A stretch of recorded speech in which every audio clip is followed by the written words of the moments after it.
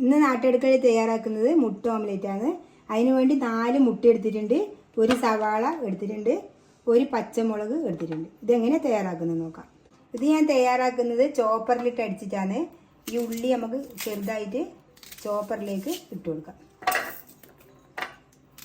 ഇതേപോലെ കഷ്ണങ്ങളാക്കിയിട്ട് ഇട്ട് കൊടുത്താൽ മതി.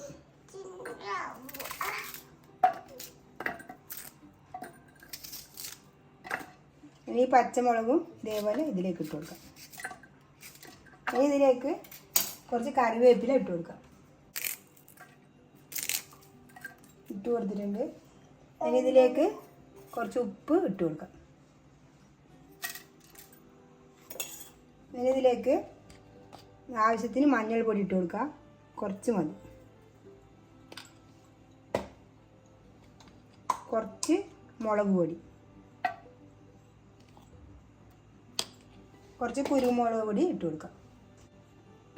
ഇത് അടിച്ചെടുത്തിട്ടുണ്ട്. ഇനി നമുക്ക് ഇതിൽ മുട്ട ഒഴിച്ചു കൊടുക്കാം.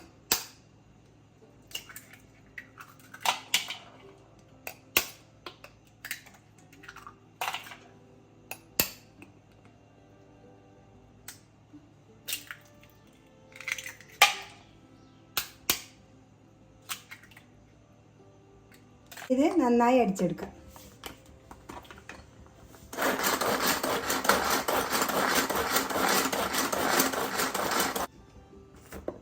ഇത് നന്നായി അടിഞ്ഞിട്ടുണ്ട്.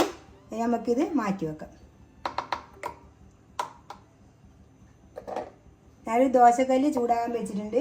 അതിലേക്ക് കുറച്ച് എണ്ണ ഒഴിച്ചു കൊടുക്കാം.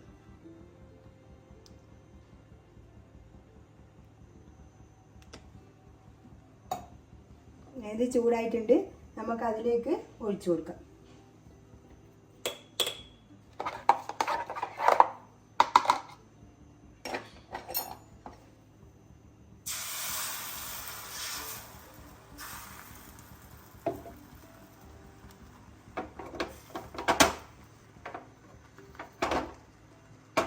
ഇതിനൊന്ന് വെന്ത് വരട്ടെ.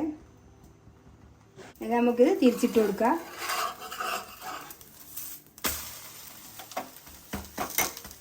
തീ ഓഫാക്കി